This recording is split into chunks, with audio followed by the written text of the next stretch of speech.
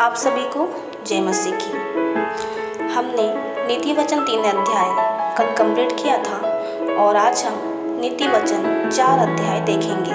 तो आइए हम शुरू करते हैं नीति वचन 4 अध्याय उसकी पहली आयत से। हे मेरे पुत्रों, पिता की शिक्षा सुनो और समझ प्राप्त करने में मन लगाओ,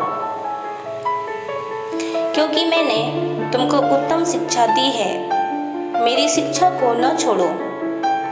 देखो, मैं भी अपने पिता का पुत्र था और माता का इकलौता दुलारा था, और मेरा पिता मुझे यह कहकर सिखाता था, तेरा मन मेरे वचन पर लगा रहे, तू मेरी आज्ञाओं का पालन कर, तब जीवित रहेगा। बुद्धि को प्राप्त कर, समझ को भी प्राप्त कर, उनको भूल न जाना, न मेरी बातों को छोड़ना। बुद्धि को न छोड़ और वह तेरी रक्षा करेगी, उससे प्रीति रख और वह तेरा पहरा देगी। बुद्धि श्रेष्ठ है, इसलिए उसकी प्राप्ति के लिए यत्न कर।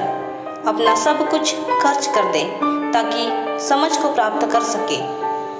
उसकी बढ़ाई कर, वह तुझको बढ़ाएगी। जब तू उससे लिपट जाए तब वह तेरी महिमा करेगी।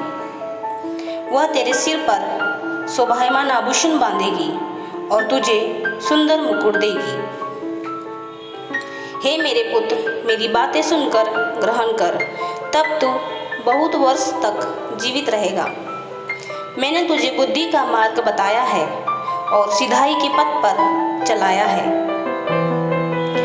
जिसमें चलने पर तुझे रोक टोक न होगी, और चाहे तू दौड़े तो भी ठोकर न खाएगा। शिक्षा को पकड़े रह, उसे छोड़ न दे, उसकी रक्षा कर, क्योंकि वही तेरा जीवन है। दुष्टों की डगर में पाँव न रखना और न बुरे लोगों के मार्ग पर चलना। उसे छोड़ दे, उसके पास से भी न चल, उसके निकट से मुड़कर आगे बढ़ जा। क्योंकि दुष्ट लोग यदि बुराई न करें तो उनको नींद नहीं आती, और जब तक वे किसी को ठोकर न खिलाए तब तक उन्हें नींद नहीं मिलती, क्योंकि वे दुष्टता की रोटी खाते और हिंसा का दाख मधु पीते हैं। परंतु धर्मियों की चाल भोर प्रकाश के समान है, जिसकी चमक दोपहर तक बढ़ती जाती है। दुष्टों का मार्ग घोर अंधकारमय है, वे नहीं जानते कि वे किससे ठोकर खाते हैं। हे मेरे पुत्र, मेरे वचन ध्यान धर के सुन और अपना कान मेरी बातों पर लगाओ। इनको अपनी आंखों से ओझल न होने दे, वरन अपने मन में धारण कर, क्योंकि जिनको वे प्राप्त होती है वे उनके जीवित रहने का और उनके सारे शरीर के चंगे रहने का कारण होती है। सबसे अधिक अपने मन की रक्षा कर, क्योंकि जीवन का मूल स्रोत वही है। टेढ़ी बात अपने मुंह से मत बोल, और चालबाजी की बातें कहना तुझसे दूर रहे।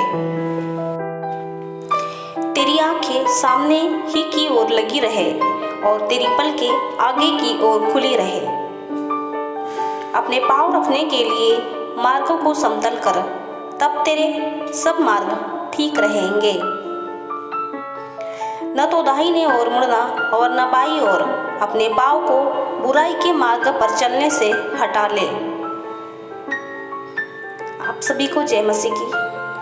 आपने हमारा चैनल सब्सक्राइब किया है, आपका धन्यवाद करते हैं। Thank you watching for video.